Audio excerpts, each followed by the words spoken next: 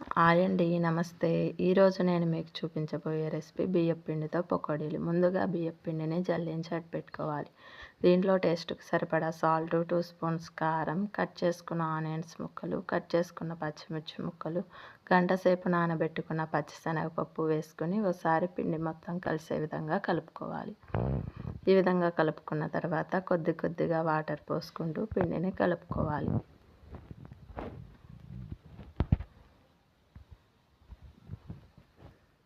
ఈ విధంగా పిండిని గట్టిగా కలుపుకున్న తర్వాత డీప్ ఫ్రైకి ఆయిల్ పెట్టుకున్నాం కదా, అది వేడెక్కింది.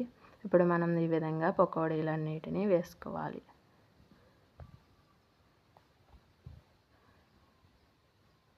లో ఫ్లేమ్లో పెట్టుకుని వేసుకోవాలి పకోడీలను.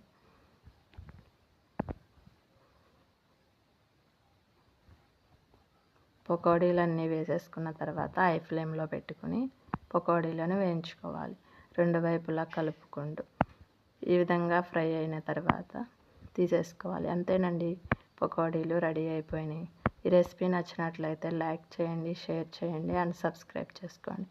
మీరు ఈ రెసిపీ ట్రై చేసి ఎలా వచ్చిందో కామెంట్ చేయండి.